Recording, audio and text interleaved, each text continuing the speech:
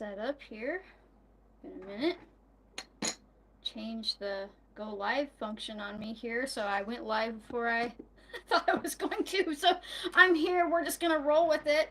It's been a while, a month or more, 2 months feels like it. Feels like a long time. So, let's make some tea. Forgot my teacup. If my husband is watching, I think the teacup is on the counter. I think I rinsed it and dried it. The little bitty baby teacup. Hey everybody. I'm a little crooked there. There we go. So I'm going to wait for him to find my teacup for me, husband. If you can hear me. Now my daughter will be here moderating too, but she's all the way over at my sister's, so she can't help me find the teacup. I am making some silver needle tea. Hey everybody, you're rolling in. Hey everybody. And then eventually I'll taste it when he finds me the teacup. Although he's currently blocked in by baby goat Delilah, so he's gonna have to climb over her playpen. Or I don't. Jeez, my brain. I did that before mold poisoning. Let me see if I can find. Maybe I have a little cup over here. I don't have a little cup over here, but I think I hear him climbing over everything. So, hi, how's it going? I am doing okay-ish, relatively. And then I realized something about myself the other day that like I have this weird capacity to continue existing even if I'm like in the middle of dying, and I don't know if that's really good or not. I guess I could use that one. Where's another one? I washed it and it's dried on the counter. It's a little tiny white one. But yeah, I realized that like I'll just continue existing even though I'm like my brain was shutting down and it was pretty bad. I still lose words and trip over words and I have a long way to go, but it was bad enough that I couldn't really have like a free flowing conversation, right? Like you can like hear the stall in my voice a little bit still, and it was like, thank you, sweetheart. The inner matrix of my brain was crumbling was the best way to describe it, right? And so yeah, it was just, I don't know, it was fucking crazy. And I'm gonna make a whole video about it. And I know a bunch of people are already like, tell me what your mold detox protocol is. Tell me what you're doing. And I'm like, give me a moment to work through it myself and make sure that the things that I'm doing are working. But also, I would like to point out that, like, the first thing, if you are dealing with mold, what mold are you dealing with? You need to understand.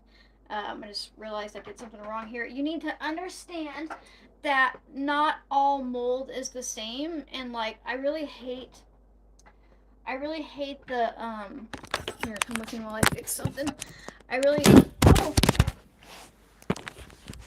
well, you came with me while I fix something. I need to plug in my microphone and make sure everybody can hear me. And that goes there. And then that goes in there. And that goes like that. Alright, now maybe you can hear me better. But yeah, you need to understand that like not every mold is the same.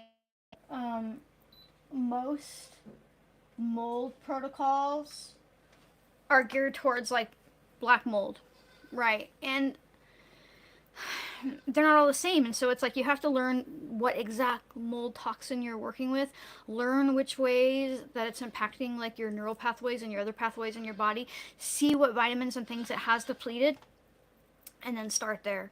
I would start there before I even started to detox, and that's what I've been doing. I'm very gently using binders, but mainly my capacity to function right now and exist with you is because I opened up and like refed the neural pathways that were being dampened by it and replaced the nutrition, right?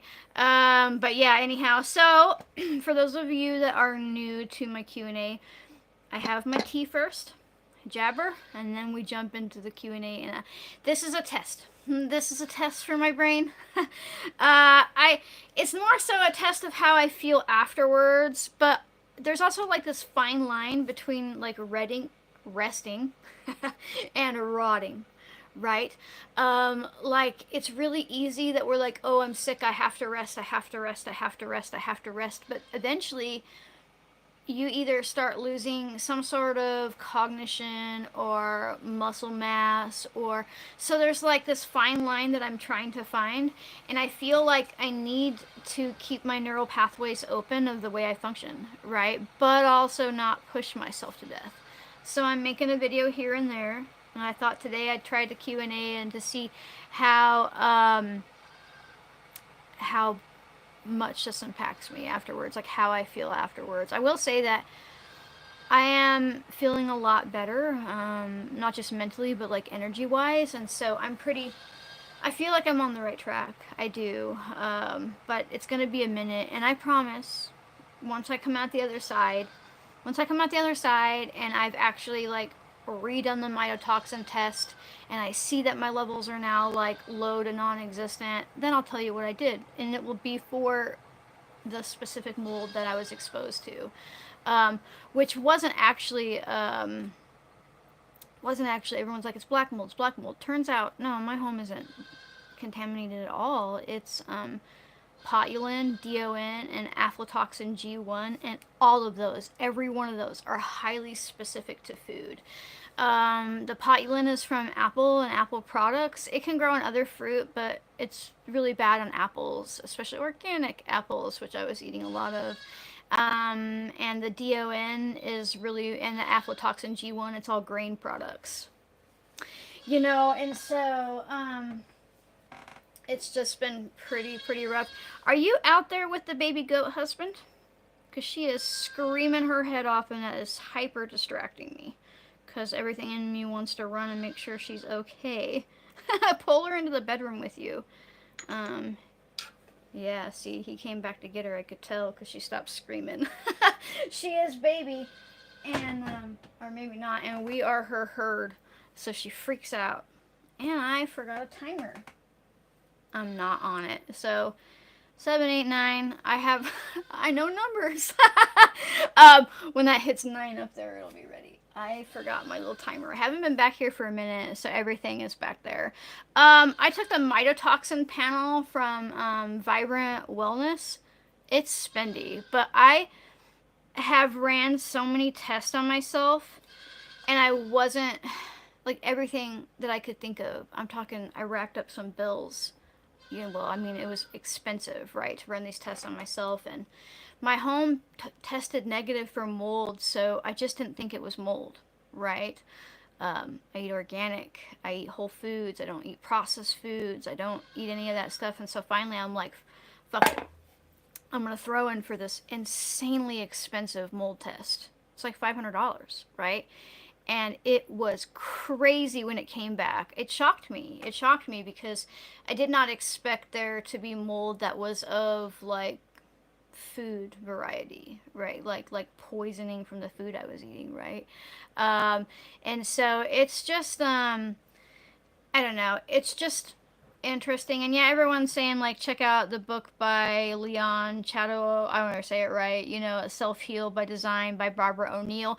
The problem that I have with their protocols, and I'll jump into this way later in like a very specific video, is that they're kind of like not completely, and I don't want to like diminish the work because it's really good for, and there's a lot of people that are exposed to black mold, is it doesn't apply. It doesn't apply to me, right? Like, we look at mold like this one trick pony because it's always black mold in somebody's house, and that's super applicable. It is to a lot of people. But I'll tell you right now, there is almost little to no information out there for me in regards to the types of molds that are in my body. I'm just up a creek, right? But you have to learn how these molds are impacting your body and what types of mold it is, and learning which pathway that it's impeding, and what it's doing in your brain and what it's causing. It's not one size fits all, and I understand that their work is focused on black mold because that's just what people are really keyed in on, right? But it leaves people like me who are suffering from like devastatingly high DON and potulin and aflatoxin G1 levels just kind of up a creek to figure it out myself. I've even reached out to 3 mold specialists, functional medicine doctors, that just didn't respond to me. And I know why, because they're like, we don't really know what to do with that, right? Um, and so it's just been kind of hard, and I've been doing a lot of research, and I just started digging into what it impacts in my neural pathways, right? Like, what is it impacting in my detox pathways, detoxification. There's a word I can say again. Right, and so, but I've done this amount of recovery in like 2 weeks. 2 weeks. And one thing that really frustrates me is how often in the mold detox world people are hell bent on using binders and getting it out of their body, and I understand that, but from what I've seen so far is there's not a whole lot of looking into what it is depleting from your body. Not entirely, right? I'm not saying everybody does that, but it's just something that I've noticed. And so, yeah, my family has been affected as well. I think the potulin exposure is heavier for me because I was eating like 3 apples a day, and and like working with like organic apple cider too, which it's always really heavy in cider. I learned because they use the cast off windfall apples to make cider, right? And so the mold is already growing on the apples, and then they press it. And potulin doesn't die from pasteurization, so it's still in there, right? But yeah, it's impacting my family for sure. Um, but it's one step at a time. My daughter got me this tiny little. I love it. I used to have that really big one. I still have it. Um, but it will keep my pot warm, and if I don't flail my hands too much, I probably won't knock it off. Someone says the work is not on black mold. They discuss why fungus takes on in the body, what it affects, and how to combat it. Yeah, I know it's not focused on black mold, but it actually. Oh, it killed the. All right. But it actually kind of is, because all the work they're doing and all the focus they're doing on the fungus is specifically towards black mold. Like, if you look into like all of the resources that they, all the citation they give, it's all towards black mold. And so while it might not specifically talk about that, that is the research that they've geared towards, right? And like half of the binders and the protocols and the things that they say to follow don't impact what's inside of my body, right? And there's nothing wrong with it. Again, it's not bad work at all. It just doesn't apply to what I'm experiencing, and I just kind of find that frustrating because that's what I'm up against. Everyone's like, no, this is the thing you do, and I'm like, no, it's not, because if you look in it at a deeper level, if you look in at a deeper level of what toxins are in your body and what mold you're dealing with, they are different. Everything impacts your body differently. Like, they're even different on how you excrete them and everything like that. But anyhow, yeah, it's just because it's the most common mold that affects people. And that makes sense. And there's nothing wrong with that. Like, black mold is everywhere, especially, actually, people talk about black mold being in old houses, and that's why old houses are dangerous. But the newer houses are actually worse because they're so sealed. There's no draft. It becomes like a perfect condition for like growing mold in a home where it's like isolated just to you in this little bubble, versus the old homes that are drafting. It doesn't mean that old homes can't be problematic if they have really high mold levels too, but it's interesting. Okay, so all that aside, if you have a question for me, say question. Jump on in with question, and we'll see what happens. We'll see what happens to my brain. How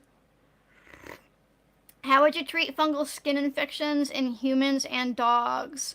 What's great for surgery scars months after the wounds have healed? Okay, so those are 2 questions at once.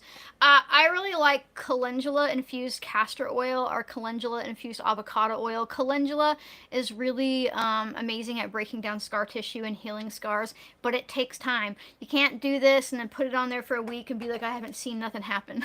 You need to give it time, use it consistently, get yourself a little roller bottle that you can put on so it's just like easy, and put it by your bed. Have a routine with it. Castor oil is also fantastic for breaking down scar tissue. If you have a fungal infection on your skin, you could work with something like big sage, like wild sage, true sage, not like sage that grows in your garden. Any of that stuff is super antifungal. Pine pitch would be good too. You could try pine tar soap, but you might want to just get brave and mix some pine tar in with some oil and rub it on your skin if it's just a little area. But if it's big, You could also get yourself some sulfur soap. I love sulfur soap. I think it's highly underutilized. Most people use it for acne, but you should be using it for fungal infections and really stinky armpits, right? It's fantastic for that. Question, will grape vodka work for tinctures? I want to make chickweed tincture. Yeah, what they use to make the vodka doesn't matter because at the end it's just vodka. That's why people who have celiacs can consume something like vodka, even though if it's made with wheat, it doesn't matter because the gluten and the wheat proteins, the grape proteins, any of that stuff can't pass through the distillation process. So basically, they make it, they steam it, the steam comes up, it travels through, and it comes out pure alcohol. And you can even look that up in the Celiacs Foundation. They say it's fine. Now, whiskey or something that's been soaked in a barrel can be problematic, but whiskey, when it first comes out before it's aged and doesn't have anything added to it, is fine. See how that works? It's not the same for beer or anything, though, but yeah. Um, Question, what herbs would be great for quieting down a brain before going to sleep, stress and anxiety related maybe? If you're like hyper overthinking, I really like blue vervain for that, right? But also like a good skullcap tincture or tea. If you're finding a tincture, you need to make sure that the person has made it with fresh plant matter, right? And we can kind of get into this nasty cycle of anxiety before bed because like we've trained our brain to do that, and it's going to be getting the same cues from everything that you're doing just before bed, right? Our body and our brain pays attention to patterns. So like if you do the same thing every night before you start having that anxiety, your brain has been told that it's time to do that. So try to completely change up your routine. Of course, sleep hygiene and stuff like that, but it's more about things looking different, feeling different, being different for your brain, if that makes sense. Make it a new experience, right? I also really like the Get Sleepy podcast. Not sponsored by them or anything like that. I listen to it every night. It's just stories, and you can just lay there and listen to your story. And every time that your brain tries to worry about something, instead of trying to stop it or being like, "Oh no, no," be like, "Not right now, not right now." Say it like you're saying to a kid, "Not right now," to your own brain, right? And so it just kind of redirects your brain. But um, okay, question. How do you think powdered collagen every day is beneficial or Celtic salt every day? We don't have water inside of our body. We have salt water inside of our body. So salt every day is important. We, in this household of five, go through about 25 pounds of salt every 2 or 3 months, right? Between like cooking and adding it to everything. And so collagen's not bad, but I prefer gelatin because it's more rounded of an amino acid. And make sure that you're getting a lot of vitamin C, because if you're intaking a bunch of collagen, but you're not taking in a ton of vitamin C, you can't even synthesize it, right? And by the way, just taking up, increasing your vitamin C levels will increase your natural collagen production. Thank you so much for the super, Rebecca E. She says, my taller son has eczema. Any suggestions? Could you repeat the name of the mold panel you did? My exposure was 10 years ago. No treatment or test. Could it have contaminated my breast milk? So we do know that mitotoxins can pass through breast milk. They're really insidious in that way. So it depends on when you are being exposed. The test I took was Vibrant Wellness Mitotoxin Panel. They don't let you order it by yourself, but they have, like, if you go on there, there's like a list of providers where you can order it then through that doctor's website, right? And then you just get the results yourself. And so it's worth doing.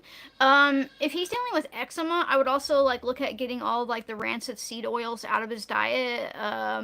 Like making sure that there's nothing, like, I know they're really insidious. It's added in everything. I'm talking like safflower, sunflower, canola, grapeseed. Anything that didn't come from a fruit or an animal is a rancid seed oil, and it can really have impacts on your liver. You might start working with homemade milk kefir and like really slowly work it into his diet to improve his gut health too, in case it's like a bacterial overgrowth. And then topically, you can make yourself like a nice infused avocado oil with like chamomile and oatmeal. Just use dried oatmeal. It infuses beautifully into oil, and you could turn that into a balm or just use it topically on the skin to give him a little bit of relief, especially if it's really itchy. Question, does drinking hibiscus tea daily raise estrogen levels? I'm sure I could find somewhere that says it does, but I'd be more concerned about the like the soy byproducts that's added to everything than I would about the hibiscus, right? And you know, we get all these blockers, like these, they like block other hormones, like your progesterone and your testosterone, because the estrogen raises up, and so you're taking in all these phytoestrogens from things like soy, BPA, plastics. There are other really highly estrogenic plants, but soy is really the worst, honestly. And then it blocks everything else. But I don't think hibiscus is likely the reason if you're dealing with estrogen dominance. I would look elsewhere. You just start investigating your diet, really. Tooth gum pain. Well, you could have an abscess or an infection, so don't fuck around. People die from tooth stuff all the time, but topically, you could use a yarrow tincture, or you could make yourself some clove infused oil. Please do not use clove oil itself. You need to make an infused oil with real plant matter. Clove is so strong that they have to put it in a specific type of plastic, or they usually use glass, because it will melt the plastic in its own existence because its VOCs are so strong. And it's crazy that people feel the need to condense that into an essential oil, and it will kill like all the beneficial bacteria. It can kill your nerve endings. It can eat through your enamel. People are like, but it stopped the pain. I'm like, yeah, but it led to it. But clove infused oil is fantastic. But yarrow tincture, a yarrow tea that you like gargle with salt water. Yarrow also has analgesic properties. So, question. I did an impulse buy of frankincense. I watched your pine resin video. Would this be used the same? Yeah, you can use frankincense the same way you would. Frankincense is just a resin, right, from a plant. So it's going to have a lot of similar properties as pine pitch. And it's oil soluble, right? So it would probably take a bit more time to break down an oil than pine pitch would, but don't give up. Use a little bit of heat, you know. And really cool thing about pine resins is you can let it take months to infuse, or you can use low gentle heat until it completely melts, and then you're ready. Because the oil in that case isn't necessarily about extracting the properties, although eventually it will. It's more about breaking down the resin, and you're not straining it out really, right? So you're just using it as a carrier for that resin. Question. Anything for heavy underarm she sweats a lot. I can never say it right. I think that's the one where you sweat a lot. There's another one where you get sores. It could be that one. If it's the one that you sweat a lot, you need way more electrolytes, right? I would also start working with nettle. And now if you are getting the one where it's sores under your armpits,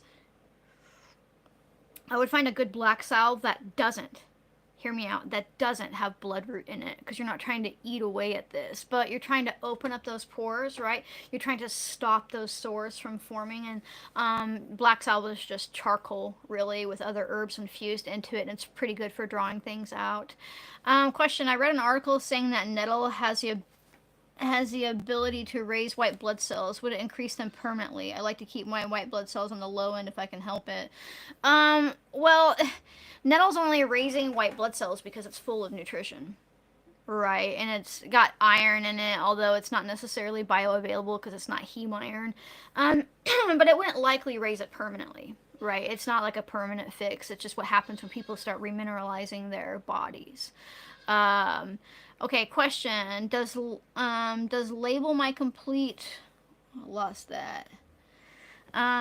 Okay, so she has really low motivation. She has PCOS, insulin resistance, but I suspect disruption of the HPA axis, pituitary ovarian axis from childhood long-term stress. You need to deeply remineralize your body and look into how estrogen dominant you are. Whenever I see PCOS, it's like they'll tell you that it makes more testosterone. Accurate, right? But also it's a symptom typically of estrogen dominance, and you likely have really high stress hormones like you thought, but that actually means serotonin. People are like, oh, serotonin is a happy hormone. Actually, serotonin is the make you go numb hormone when something bad happens. We need serotonin, don't get me wrong, but it's actually now being acknowledged as a stress hormone, and even to the point where the depression med industry is like, oh yes, it is, but we make you feel better by making your serotonin so high that it shuts down the receptors, and then you don't feel anything, which is why you feel numb when you take serotonin-based medication, right? It's just, you're like, imagine you get in a wreck and you see something horrific, you just kind of go numb, right? You're like, oh, well, that's meant to protect you in that moment, but it's not meant to be long term. So I would also start working on your gut health. I would start working with homemade milk kefir. I would start working with herbs like California poppy or ginkgo, things that support your GABA and dopamine, because your dopamine and GABA are probably bottom level, and your serotonin is probably actually really high, and that makes you not want to move or do anything. Right, and it becomes a vicious cycle because if serotonin is high, cortisol is high, and if that is high, then your estrogen is high, and it just kind of goes like that. Stress is a killer for sure. Okay, let me jump down here. Whoop, almost killed the live. Um, Okay, so question. Best way to reduce the size of a cyst on my thyroid? I would deeply look into how iodine deficient you are, and then you could start doing castor oil packs as well. Castor oil infused with chickweed would be even better. Right, but definitely look into like all of the like iodine protocols and things like that. There's tons of people that are like, "Oh, my cyst went away," but don't just jump into it without researching, because you got to go slow. It'll fuck you up. It'll make you feel horrible to start putting iodine back into your body. Um, Okay, so can you explain the health, if any, between oregano oil and oregano tincture? So that's probably, you probably mean like the difference between. So oregano oil, as it's sold in the store, is typically an essential oil, and it's going to destroy your immune system. It's going to wreak havoc on your gut health. There's an entire section, I just happen to have my book here, in my book, Essentially Deadly, The Unspoken Dangers of Essential Oil, in the gut health section, where it's like people talking about like how oregano oil destroyed their life. Right. Now, you could use oregano tea and it wouldn't do the same. It wouldn't hurt you the same way. You could make an oregano tincture and it wouldn't hurt you the same way. You could make oregano infused oil and it wouldn't hurt you the same. But when they start using hundreds of pounds to make a single little bottle, and every drop you take is like ingesting 10 pounds of the VOCs that are naturally found in these plants, it fucks shit up because there's 200 plus hyper concentrated chemicals in every drop. Okay, so question: support for bloodshot bruised leg. You probably really need a bunch of vitamin K1 and K2. K1 comes from leafy greens. K2 comes from like animal fats and things like that. You know, like butter, cheese, milk, and things like that. You can supplement it. You can put it on topically as well. Right. You could also, I mean, it'd be hard pressed to do it right now, but when the elderberries start putting out leaves come spring, you can harvest them, dry them, turn them into an infused oil. And elderberry, you can also make it into like a witch hazel spray. Witch hazel is really great too, if that's all you have access to right now. But elderberry leaf is fantastic for knocking down bruising and stuff like that. But I would definitely consider supplementing with K1 or K2 if you don't feel like you can get enough of it in your diet. Question: is there a way to... Lost it. Lost it again, where it was in my brain. Well, is there a way to suppress HPV? I didn't see all the question except for that little bit. Yeah, I mean, it's in the herpes family, and that virus is really well, regardless of HPV or shingles or any of that stuff. It responds really well to a fair amount of glycine intake, as well as something like St. John's wort. But I don't really like to take St. John's wort for a long time internally because it really raises your serotonin levels and it can cause all kinds of stuff like serotonin syndrome. But topically, it's fantastic for anybody who has genital warts, which you could work with lemon balm or self-heal internally, things like reishi mushroom. But if you're going to work with lemon balm, I would cycle through lemon balm, self-heal, because if you use lemon balm long term, it can repress your thyroid function. And most of the herpes type viruses, they are a lot like EBV, right? They love to repress your thyroid because then you have more cortisol and you're really tired, and they're kind of lazy viruses in the way that the only way that they break through is when you're run down. So you see how like EBV can attack thyroid. There's some studies and people coming out trying to say that EBV is actually what Hashimoto's is. It's like late term EBV, right? Like long term, like, you know, like long COVID type shit. Okay, so question: I would love to buy all of your books, but the shipping cost kills me. Do you offer your books as PDFs or plan to do so? I don't have an ebook reader, but work with my laptop a lot. Yeah, they're already available as ebooks, and you just need like an EPUB reader. You can download one of those for free. you know, find a decent one, look at reviews, make sure you're not downloaded some like virus program or something like that. But there's enough out there, and sometimes programs like Adobe, look into if you have Adobe if it already has an EPUB reader on it, because then you can just get them all um, as ebooks. But also, when you buy the whole set, you get a good discount. So that discount might offset the shipping cost, if that makes sense. Just look at the discount compared to it. But I know shipping overseas right now is absolutely insane. People get mad at me about it all the time. I'm like, it's a real-time quote from the post office. So, like, what you're paying, I don't get that money. And honestly, I end up paying way more money out of my end to cover the actual shipping costs, because it's always higher than what they quote. It always is when everything's all added up. Okay, let me jump down here. What's my knowledge of methylene blue? I think that, and I'm going to keep this really short, but I think that if you already have broken down like DNA functions, like if your mitochondrial function is just tanked, fantastic, because it acts like a transporter, like it steps in and it fills that spot, so you're like your mTOR and everything can get back up and running. But if you don't have that, it can cause damage. That being said, I still think it's great for things like, it used to be used as an old school like sore throat antiseptic like infections, and I'll still use it for that, but I wouldn't do it daily personally unless I like really had some like serious damage, right? Okay. So, hi April, it's so wonderful to see your videos again. I'm really hoping this means you're feeling better. I am feeling so much better. Thank you for asking. And I keep seeing everybody's supers. Let me jump down here and see if... Okay. JGRR, thank you so much for the super. False cleavers tincture, same benefits as cleavers. Love your knowledge and share you with everyone I can. You know, no, I wouldn't say that they're interchangeable. Right, I would want to make sure that you find real cleavers. But the good news is, if you're finding false cleavers, there's real cleavers somewhere. And depending on where you live and how cold it is, they start popping up really early in the spring, and that's kind of a good way to find them. Okay, so making sure I feel bad when I miss everybody's. I get migraines when I take potassium, but liver is good. What should I look for? Well, you probably might not need the potassium. I hate supplementing potassium. It's dangerous, right? Now, you have to ask yourself, do you get migraines when you drink coconut water, or just when you supplement? Like, do you get migraines from potatoes or bananas? Ask yourself, is it the potassium or is it the way I'm taking in potassium? And do you have enough sodium in your body? Do you have enough magnesium? They don't work independently. So if you're not taking in enough sodium, like high quality, like sea salt, things like that during the day, if you're not getting enough magnesium and then you start taking potassium, it can make you feel like shit. Potassium goes along with B12 a lot and iron to make up new blood cells. I thought I heard my husband walking in here. Oh, here's a super I missed. Thank you, Megan P. I need that type of mod, I think.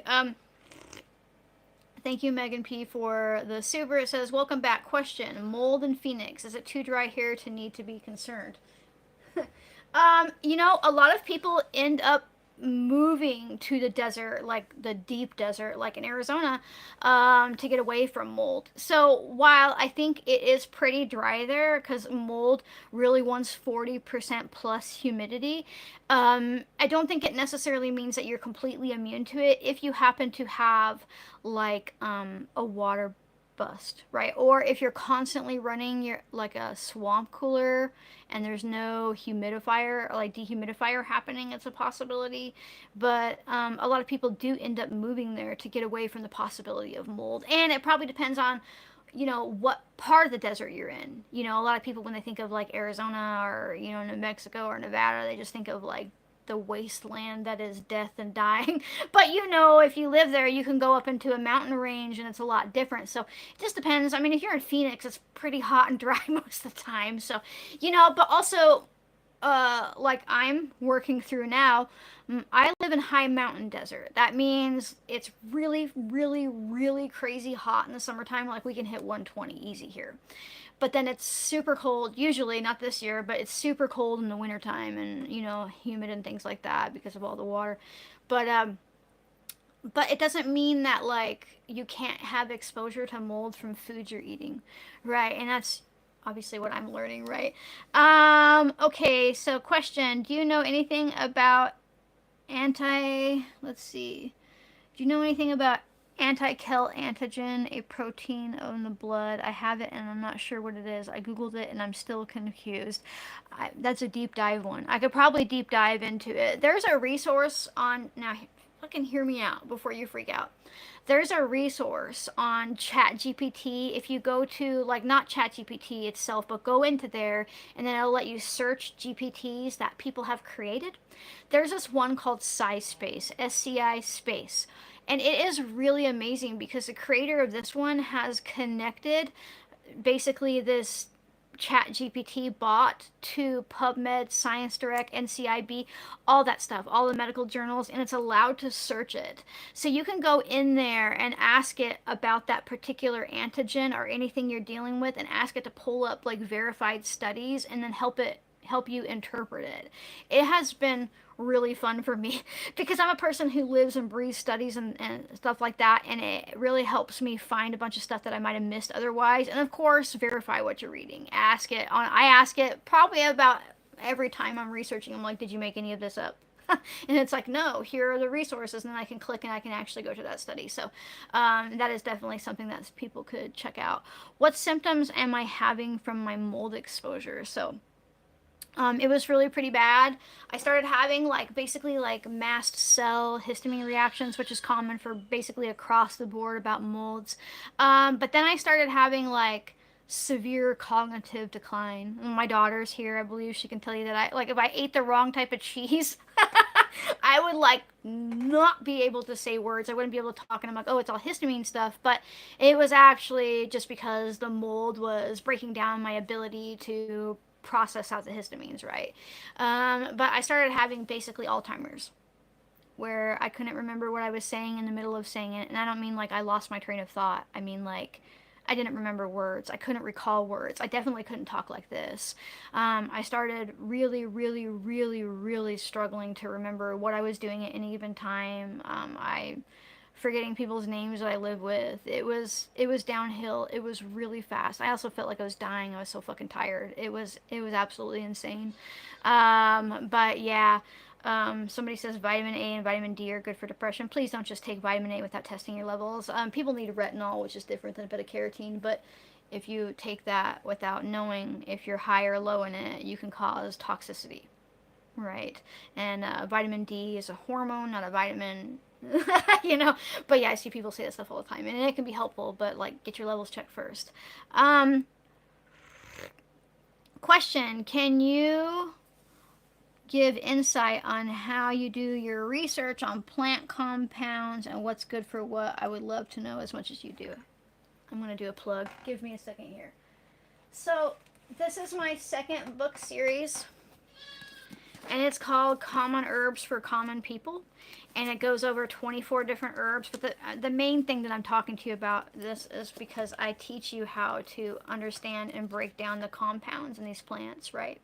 But it also teaches you how to research and understand that you might be able to say, okay, well, I want to use golden seal because it has berberine in it and blah, blah, blah, blah, blah. But that one's really dangerous and it could shut down your liver. So why don't you just learn that it's also in Oregon grapefruit, which isn't as dangerous, right? And so it's more about like learning about the compounds, and Google is your friend. But also, of course, you could at this point, just adapt or die. Chat GPT, the size space I talked about, you could ask it what are the common compounds found in XYZ plant, and then be like, what plants share these compounds? But you, even if you're just using Google, that's how you find out. You start getting curious about the compounds that are in these plants. But this whole book series goes over that and like all the compounds that are in these 24 plants and teaching you how to do that stuff. So that was, I mean, I could not plug it, right? Because that's exactly what that does. It doesn't just teach you about those plants, it teaches you how to do this research and expand it and get you to think about it in a different way. Okay, I missed. There it is. Rebecca E., thank you so much for the super. What are your top sources to do research and studies? It's always like PubMed, Science Direct. I don't really I land wherever I can. But whenever, like, if you haven't learned how to use Google as like a search tool, I know that sounds fucking crazy because people are like, oh, Google shit all the time. But it actually started off as a tool for searching the internet in a different way. So, like, you can do like parentheses around something like goldenrod, and then plus, and then a parentheses PubMed, or kidney disease, or insert whatever plant, either Latin name or common name, and then the plus symbol, and have your parentheses around it, and it will cut through all the blog shit. It will cut through all the noise, and it will bring you up actual studies and things that you want to look at. And I'm not saying that you can't learn things from blogs or anything like that, but a lot of those are rinse and repeat from another blog. And if you scroll down to look at their references, it's usually referencing to another blog, and it's like the fucking telephone thing, telephone game. Things just get passed along in a non-productive way. Now, if you scroll to the bottom and then they have the actual references for studies, click and read the studies versus just their blog, because it'll only be their interpretation, right?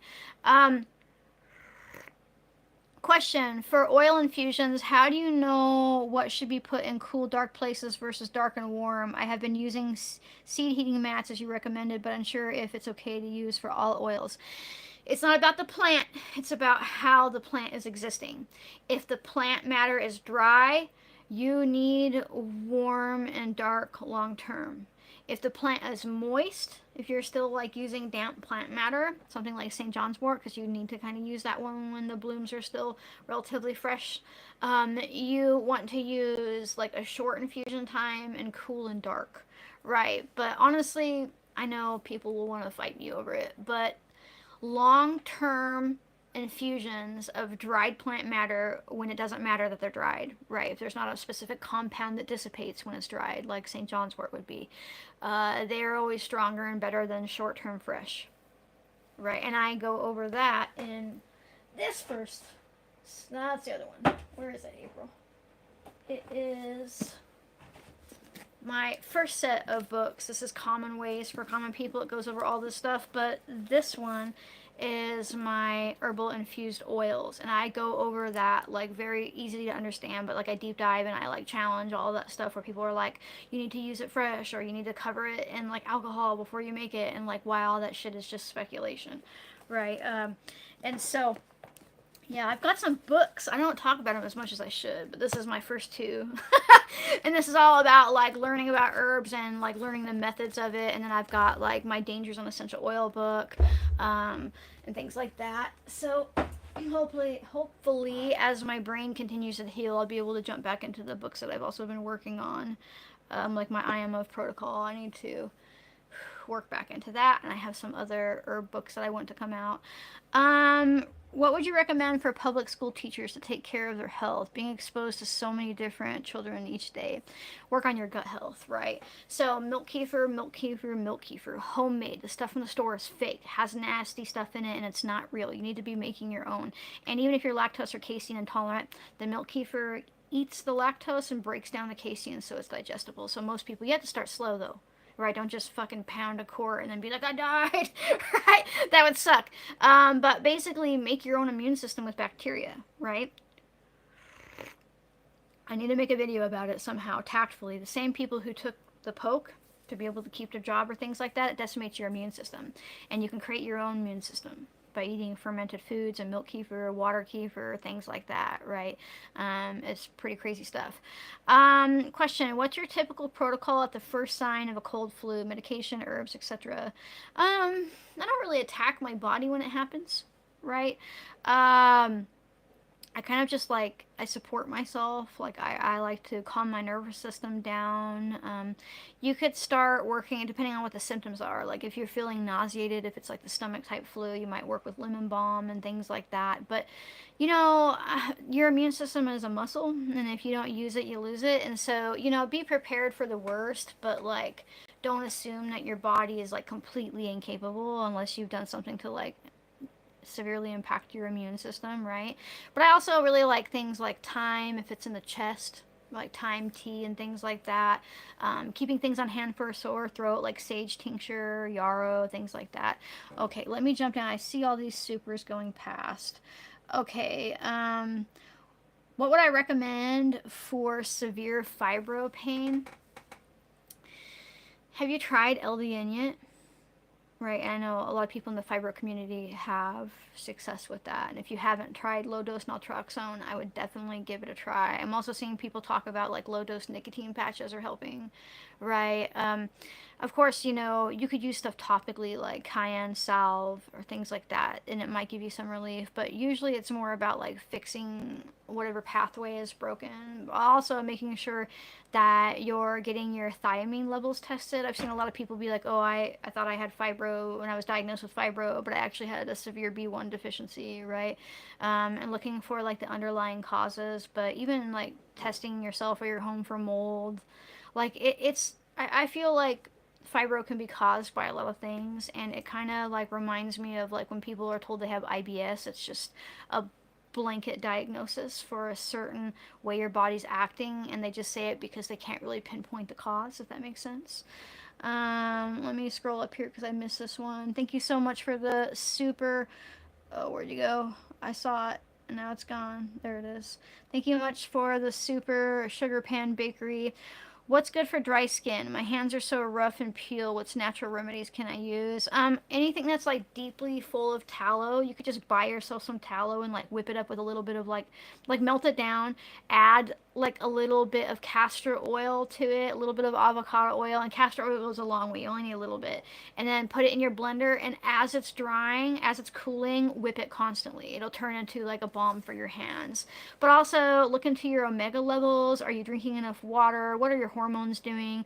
What's your thyroid doing? Because dry skin can be a symptom of something going on in your body versus dehydration, right? And we can use creams and stuff topically, but look for the root cause of it. And it could be because you're washing your hands constantly at work or something like that. But if you're finding it's all over and not just your hands, definitely consider looking deeper into it.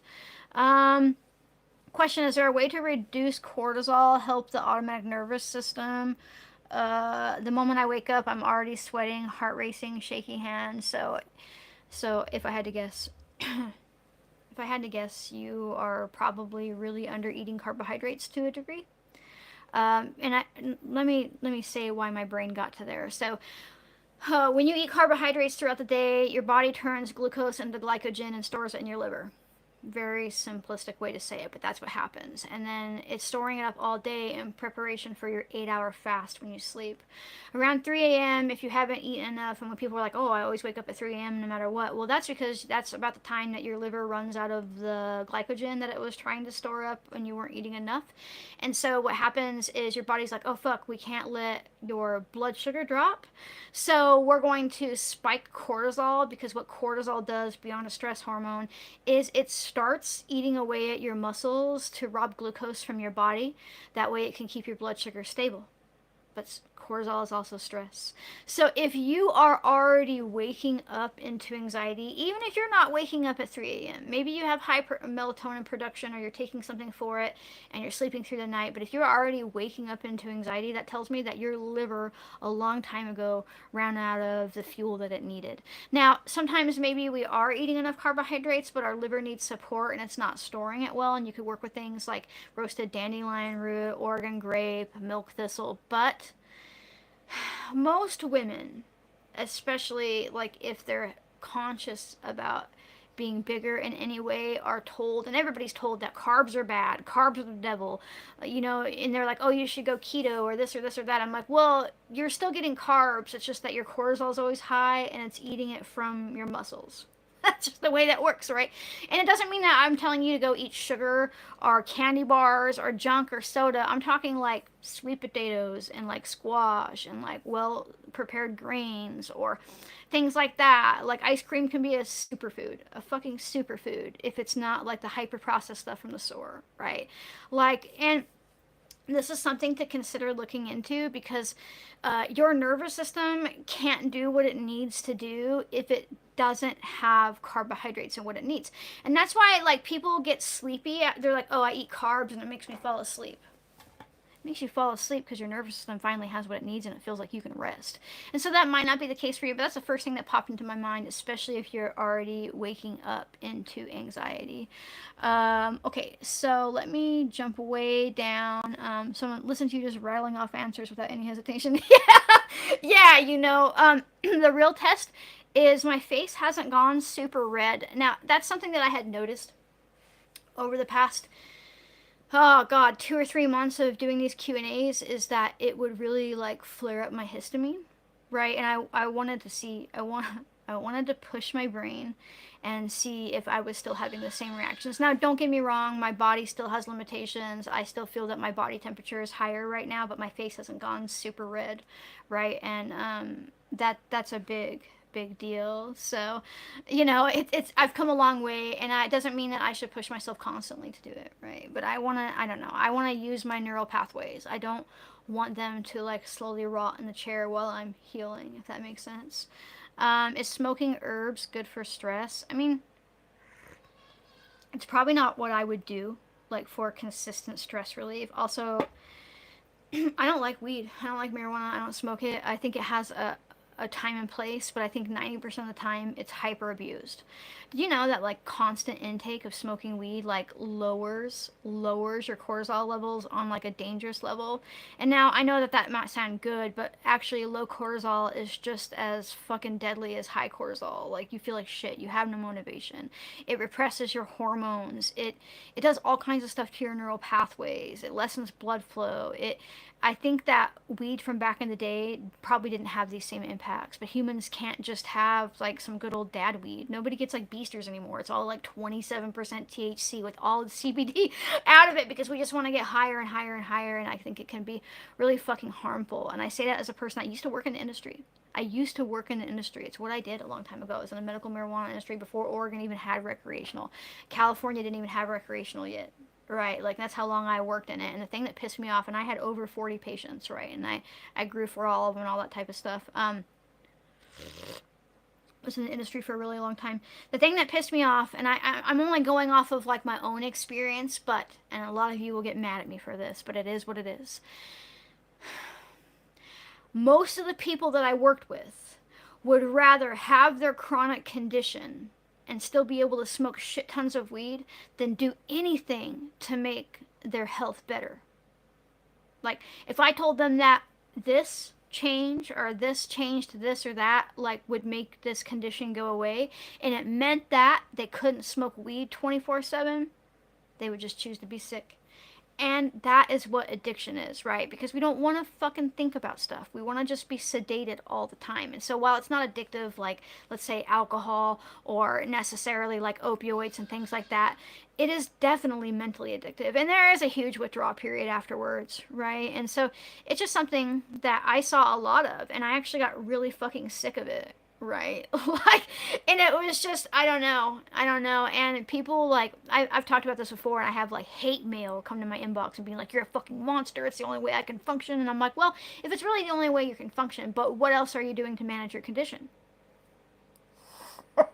What else are you doing to help your body heal? What else are you doing? And I know that not everything can be cured, and that sometimes it is just a thing that helps people, but so so often people don't want to get better, they want to get high. Straight up, you know. And I'm not just saying that casually. I say that after like a decade of working in the industry and watching it happen, right? You know. And so that's just kind of like a thing that came to my mind. So can smoking herbs help reduce stress? Sure, to an extent, but they can also cause stress, right? And I would be more willing to work with things like tea or tinctures or even capsules to help your body cope with stress than just smoking something all day long, right? Okay, question. Any tips for getting to the root cause of Graves? Pretty sure I'm. Oh yeah, Graves is rough. So if you are, let me see if my brain got this wrong. Graves is where your cortisol is like dangerously fucking high, right? Or is that, there's two. There's one that's like your cortisol is like deathly high and or deathly low. Either way, the answer is the same. Your parasympathetic nervous system deeply needs healing, right? Because it's either stuck on fucking high, so you constantly have high cortisol, or it's fucking been so high so long that it broke, and now you have constantly low cortisol. And you know, you can get like the vagal nerve toning, right, for your ears, right? It's like a TENS machine you put here. There's lots of books about it, there's lots of videos about it, but it's really about healing your automatic nervous system, right? And it takes time, and it might not be like the full fix for it. And of course we can work with herbs that help the nervous system, but a lot of that stuff is a band-aid, right? If we don't actually repair the tension, the tone of this nervous system that runs from your head all the way down to your genitals, all the way through your body. It regulates everything in your body. It regulates digestion. It regulates hormones. I mean, well, not hormones, but organ function and by proxy and things like that. And it's definitely something that you have to look into either way. So, okay, I've been jabbering for almost an hour and I'm gonna jump off. If you would like to support my capacity to exist as a human, to show up when I am able, to, keep a roof over my head and tea in my pot, consider becoming a member. It's just a way to throw me a couple bucks a month. There's nothing hidden behind a paywall. You do get early access to videos as I'm able to upload them, but even if you can't afford to do that, it's okay. I release any videos that I've uploaded on the weekend anyway, so it's not a paywall, just a little bitty baby time wall. You can also check out my apothecary. I've got all my books, supplements, all kinds of stuff in there. There's something for everybody. And you can use the one-time code TEATIME, TEATIME, to save 10% off of anything that you'd like to call home from the shop. If you can't do that, or even if you can, make sure that you like, comment, subscribe, turn notifications, and share. Sharing is super important because it helps get my work out there, helps people realize that they're smart enough to take their health back into their own hands, and all that type of stuff. So thank you so much for watching, folks, and I will see you next time. Bye.